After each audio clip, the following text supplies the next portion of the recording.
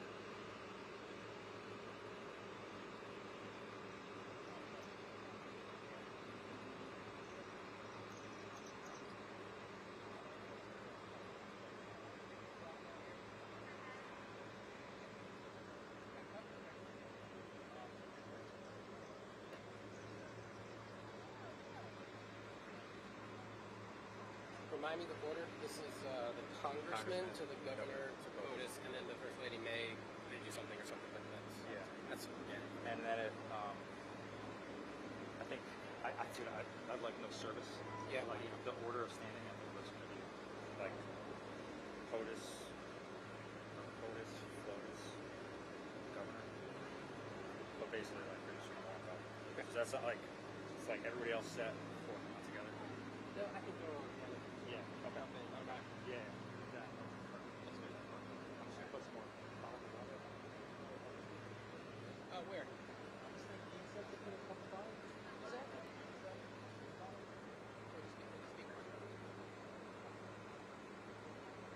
guess it looks rude to just have one display. Well, maybe one.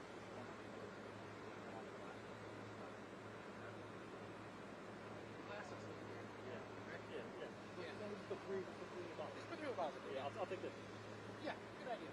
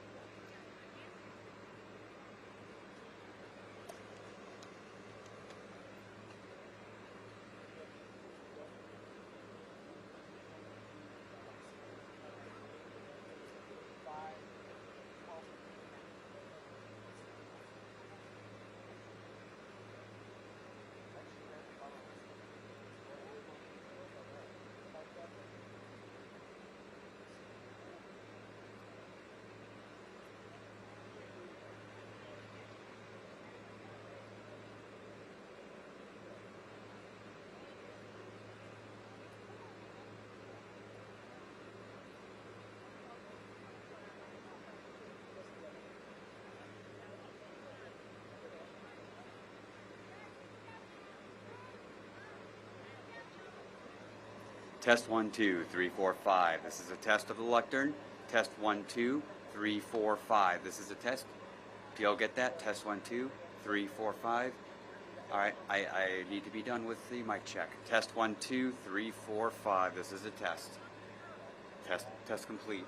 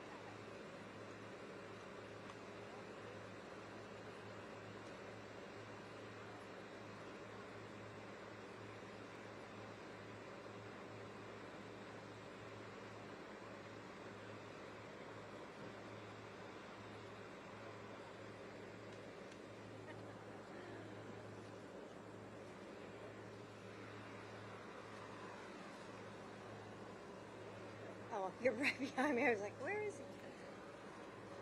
Be nice if it shade. So let's see, is Mr. Rogers going to start us off? Hot. Whoa. Ooh-wee. There's one more. I'll give it to her. Are you sure you don't need it? No, I want to drink. I want to drink at a time. When you doing?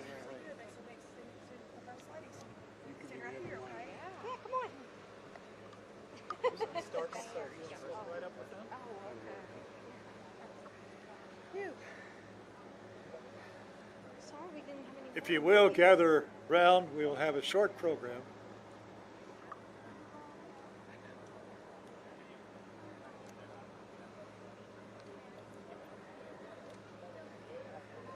Your hands hot? Want me to pour some water on your hands?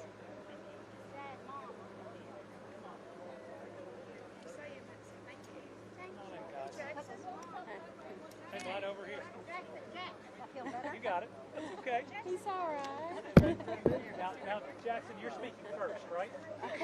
On that fateful morning at 3 a.m., many of you were awakened by a horrible noise, number one.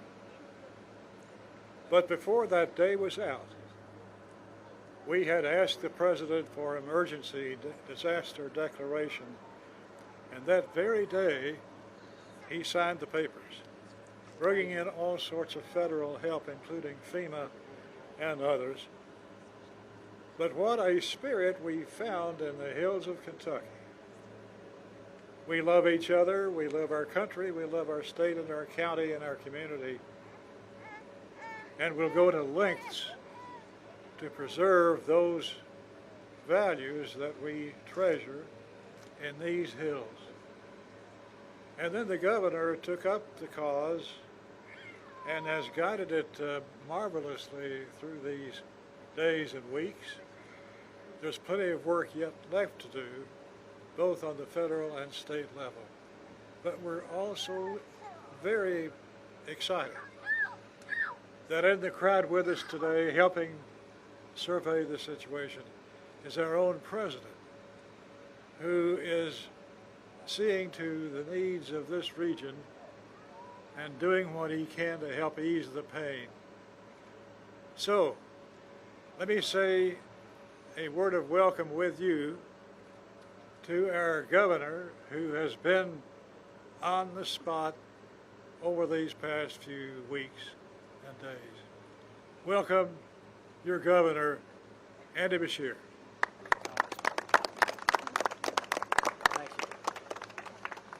Thank you to Congressman Rogers, who has been a fierce advocate for Eastern Kentucky for so many years. Thank you all for being here. Less than 2 weeks ago, this region suffered the most devastating, destructive flooding to hit our Commonwealth in my lifetime. At least 37, now I believe 38 lives were lost, including 4 young children. Communities have been destroyed, if not completely wiped off the map. Once again, our people are hurting, facing loss and hardship on a scale that's hard to process. Eastern Kentucky is a place where flooding is a part of life, but no one has ever seen anything like the historic flooding that hit us on the night of July 26th. Hours of rainfall hammered these mountains, sending walls of debris, clogged water crashing through homes and businesses, sweeping them clear off their foundations, crashing them into bridges, and for some, their home's just gone. We don't even know where it is. Maybe not one scrap that we can locate. Seeing the devastation firsthand is heartbreaking. It's traumatic just to witness, much less for these families and these children to live through. I talked to a grandmother who was pulled out of the window of her car as it was swept away, just seconds between life and death. Brittany and I sat with a young family as they showed us pictures of the homes that they had worked a decade to build, one that they were so proud of that is a total loss. And as I stood at the site where we lost those 4 children, nothing remains of that house. But a little plastic swing is still sitting in the back where they would push 1 or 2 of those children, the oldest of which was in 2nd grade. The tragedy just comes all that much more home. And it comes just a little over a half a year before the deadliest tornado outbreak in our history took the lives of 81 of our fellow Kentuckians. And it comes amidst a one-in-a-century global pandemic that's taken more than 16,300 Kentuckians from us. All these people are children of God, taken far too soon. They meant so much to their families, to their communities, and these losses are going to be felt deeply for generations.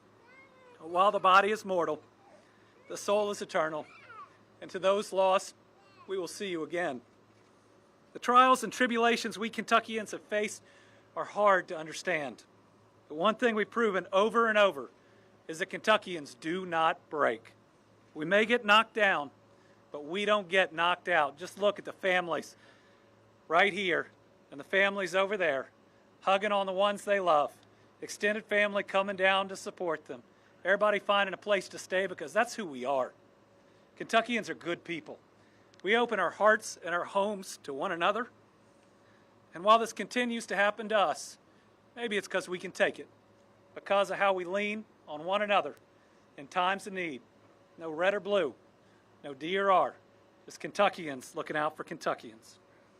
My visits here last week reminded me of the wise words of the late Fred Rogers, Mr. Rogers. When tragedy strikes, he said, look for the helpers. You can always find the people that are helping. Everywhere I look, helpers are stepping up. That is who we are. It's what we do when the stakes are life and death. Here in Kentucky, during tough times, we open our hearts and our homes to one another. Jeremy Creason is a fire chief in Mayfield. I remember talking to him as the tornado was going through, and I remember meeting him at first light outside a candle factory where we prayed for a miracle, thinking we'd lost 100. Thankfully, we'd only lost 13. It was just the other day I was talking to Mayfield Mayor Kathy Onan. She was telling me Jeremy Creason had loaded up his ambulance and was driving right here to Eastern Kentucky, despite, if you looked around his community, so much work still to be done. She told me that Jeremy asked to pass a message on. He said the people of Eastern Kentucky and the world was there when Western Kentucky needed it. And you could bet that Western Kentucky was coming to Eastern Kentucky in their time of need. We've also once again seen the professionalism and outright heroism of the Kentucky National Guard, Kentucky State Police, Fish and Wildlife personnel, Kentucky Emergency Management, and local first responders who showed up, just not from here, but from all over. The Lexington Fire Department, trying to get to Hazard, couldn't get through it, so they did over 60 rescues when they first hit water right here in Breathitt County. Mr. President, our Kentucky National Guard is the greatest guard in the country. Its members remind us that they are us. They are Kentuckians who are our neighbors, who in incredible times get called to service, and they never let us down. But for every rescue of our first responders, there were 2 by community members, neighbors that may have had a kayak. There was a young man in Letcher County with a jet ski that, I'm not kidding you, rescued more than 10 people. Thankfully, having that in his garage, risking their lives to help one another. Stories of neighbors rushing from their own flooded homes to their neighbors. And let me tell you, I remember watching a cleanup, talking to somebody, pulling stuff out, saying, "Is this your house?" She said, "No, mine's 2 down, but we're going to finish this one before we get to mine." And we've seen so many outstanding young Kentuckians stepping up. It looks like one may have even given his life in the service of others. We have seen a remarkable response because we Kentuckians are remarkable people. And just as we promised our families in Western Kentucky, we are here for you, and we are not going anywhere. We'll be here for you in the days, in the weeks, and the months ahead. We are here until every life and every structure is rebuilt. You are not alone, and we are not alone. We have seen an outpouring of unconditional love from across the country. Millions of dollars and so many donations have come in. We need to ask, please, turn to monetary donations. We have received so much water, so many clothes, and the rest. We're having to find warehouses counties away just to put them in it. And as a state, we are not alone. I'd like to thank the entire team at FEMA, including Deanne Criswell, FEMA Administrator, and Region 4 Administrator Gracia Sheck, who have been here working with us. The administrator called me the moment a plane touched down that she was in, after I'd called her in the first hours of the flood. I want to thank the American Red Cross. One of the first calls I took, she was there on the other end of the line. I want to thank Emergency Management and Colonel Jeremy Slinker, as well as every local official that hasn't slept in more than 9 days. And I want to thank the Tennessee and West Virginia National Guard. There are Kentuckians that wouldn't be here today, but for our neighbors giving their great resources. I want to thank our federal delegation, Senator McConnell and Paul, our entire House leadership, Rogers, Yarmouth, Barr, Guthrie, Massey, and Comer. Everybody was there when Eastern Kentucky needed us. And I am deeply grateful for President Biden. And it is an honor to welcome him and First Lady Jill Biden here to Eastern Kentucky. President Biden and his administration have acted with greater speed for that federal disaster declaration, as well as for individual assistance to our families, than I have ever seen. We recently got 100% coverage for a 30-day period that's going to help our local communities and get this area dug out faster. And now 12 impacted counties are eligible for individual assistance through FEMA. Every time we have a request, the answer has been a quick yes. And then how else can we help? On behalf of the Commonwealth, Brittany and I are grateful for that partnership and the attention and love that you have shown for our people. But I have one more important ask for what else can we do? In Western Kentucky and across the country, and we've had this discussion, too many people are being denied by FEMA for technicalities, and too little is paid to those that get through the system.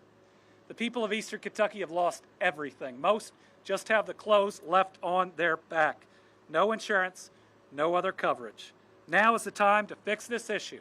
And because of this president, FEMA is doing things to help our people right here, right now, that we have never seen done before.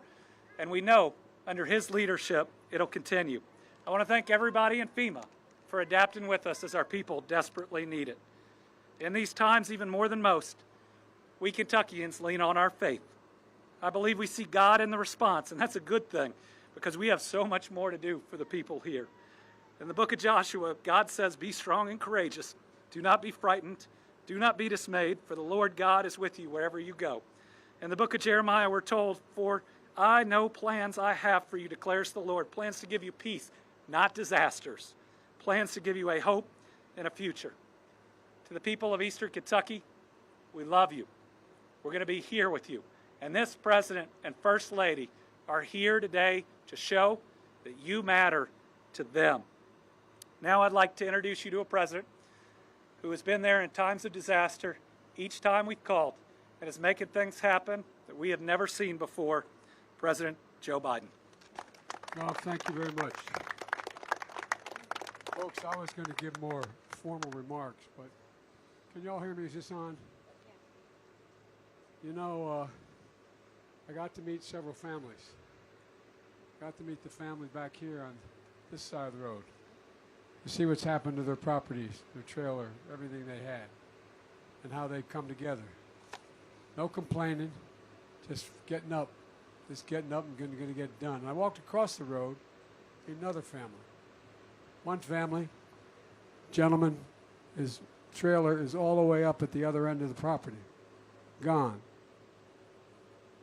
And you know what? When I started talking about what we could do, he said, well, you know, we Kentuckians don't want to ask for too much. Catch this. We don't want to ask for too much. We're used to having neighbors help us out. We don't know that the rest of y'all, everybody else should be doing this. I said, you're kidding me. Not seriously, what are you talking about? And pointed out that, here's the deal. It is true that the people here in this community in Western Kentucky and the folks I met in the tornado, they're not just Kentuckians, they're Americans. They're Americans. This happened in America.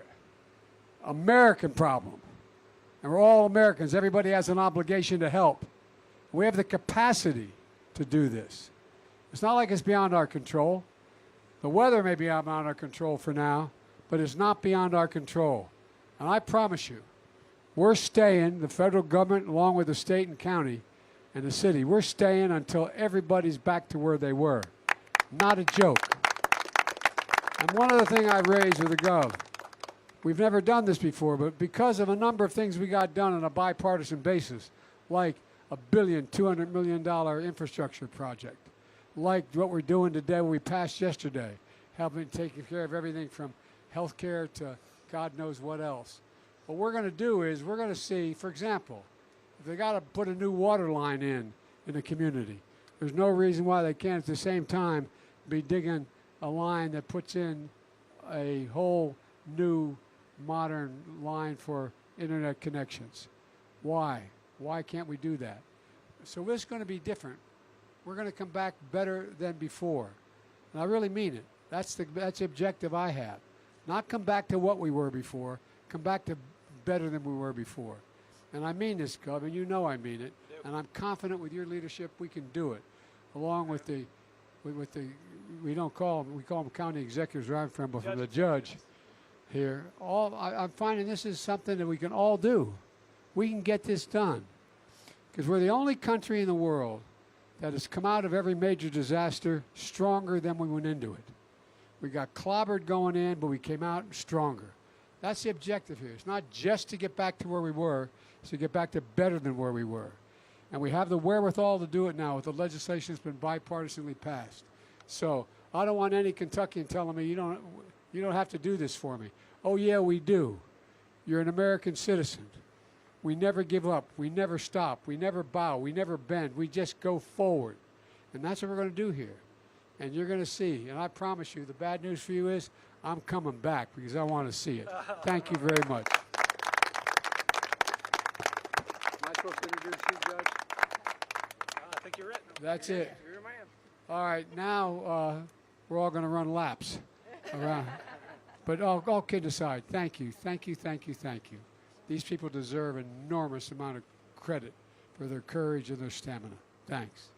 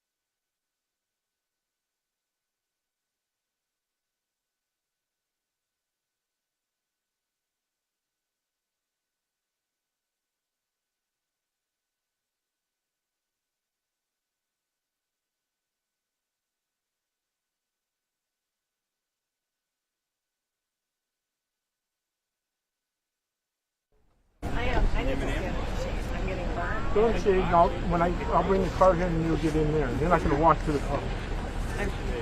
I've not had enough water today, and I'm deeply regretting it right now.